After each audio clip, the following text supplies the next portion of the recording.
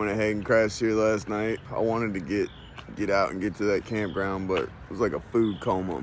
And Direction, Apollo, and Mitch fed me so fat yesterday. It was ridiculous. I think I had like 8 eggs, a smash burger, bacon. It was bad. I ate way too much food yesterday. I really appreciate it, guys. So, made it to Duncannon, back here to the hostel that I remember. I think I spent 3 nights here in 2020. This was my halfway point. This is where I got off trail and then where I got back on in 21. Definitely a lot of similarities and a lot of differences between my 2020 hike and this hike. I guess the biggest similarities come from the struggle, right? When I came out here in 2020, I was trying to get off methadone. I tapered off slowly before I left home, and then I eventually got to like 16 milligrams, I believe, and that's where 15 or 16, and that's where I decided to quit altogether. About a week later, I came out here on the trail with just THC and LSD to use to help me deal with the withdrawals. And it was definitely miserable at times, definitely. It was a struggle. I didn't know what I was in for when I came out here. I just remember thinking, old men hike this trail. I'll be able to do it no problem. Definitely proved to be a little bit more challenging than I thought. Then when I got out here this year and started dealing with this knee injury, it brought back 2020 all over again, you know? It was fun at first for the first few days, and then as soon as the knee pain set in hard, it was hard to find fun. It was hard to find joy out there. Stayed miserable pretty much throughout Georgia, North Carolina, and Tennessee, and the beginning of Virginia. Before, I think Damascus, where I took that break and lightened up my load, that's where things started to change for me. And looking from then to now, like Damascus to now, it's like night and day. I love every minute of being on the trail right now. I can't, it's like my biggest problem during the day is figuring out what I'm gonna film and what I'm not gonna film, because at the end of the day, I'm gonna have too much footage to go through. Everything's just so beautiful. It's amazing how your perspective can affect what's going on, or how you perceive what's going on outside. How your mood or your injury or outside issues in life, outside of the trail,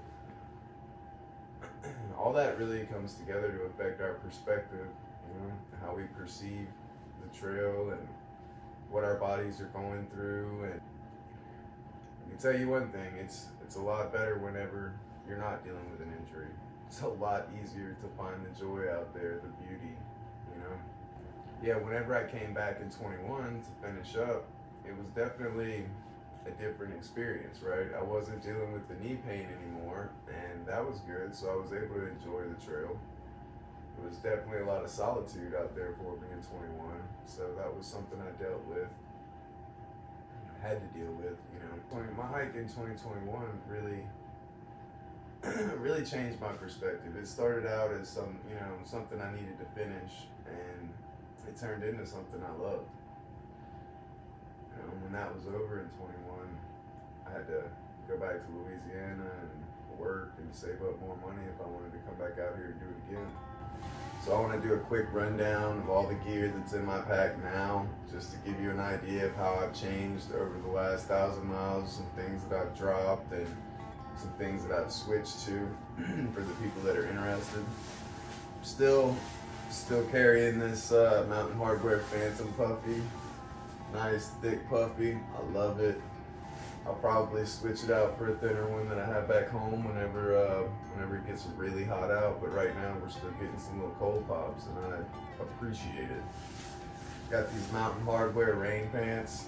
I can't believe I didn't start with a serious pair of rain pants in the beginning. I started with some Frog Togs, and the crotch blew out on me like the first day I wore them.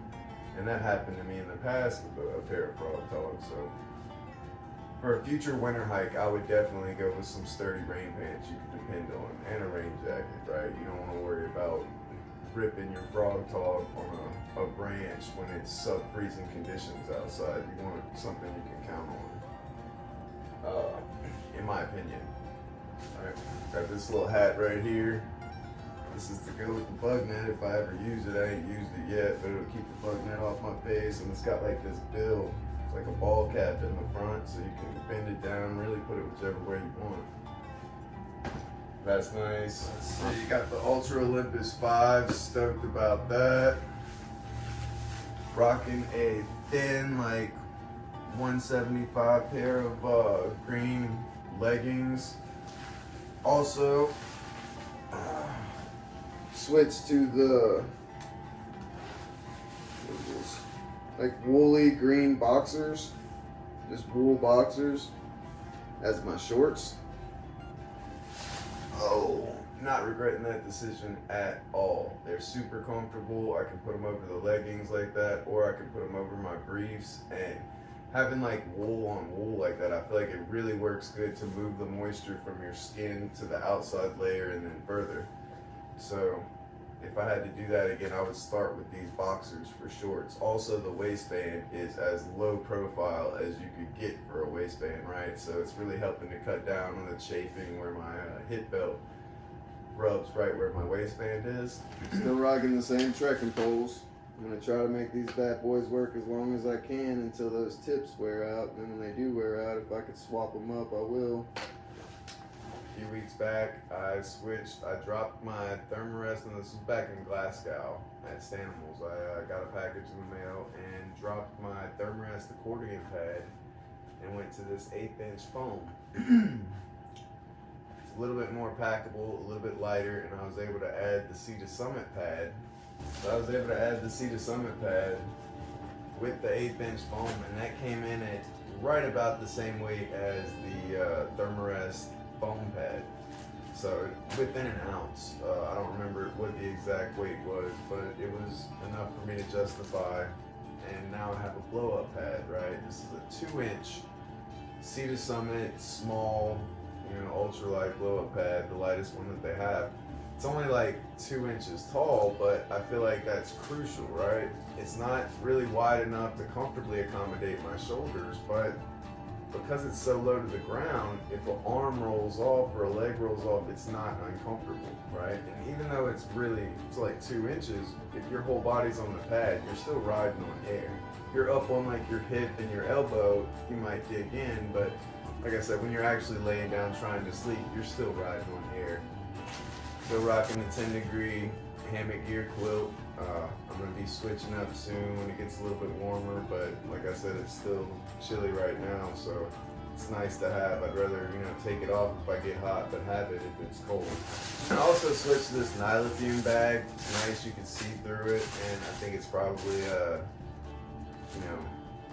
doesn't have as many toxins as like a typical trash bag, plastic phthalates and phthalate or whatever that word is that soaks into our skin. So that's nice, but it's see-through, which makes it nice when you're digging in there, and it's just as strong as a trash bag or stronger. A few dollars off of like lightsmith.com. So that's all I got in the pack right here. We're gonna start. I'm gonna pack it back up for y'all. So that's the quilt.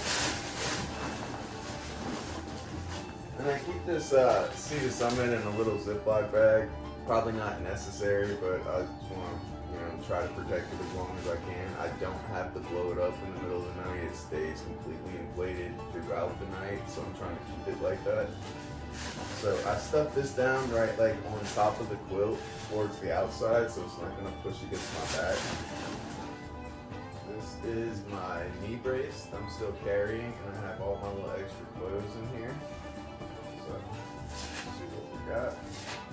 Also works as a pillow, and the Velcro on my Sea to Summit pad, like it sticks right to the Velcro. It's a nice, comfortable pillow at night. So I have this Under Armour little, I guess like polyester mid layer with the zip up.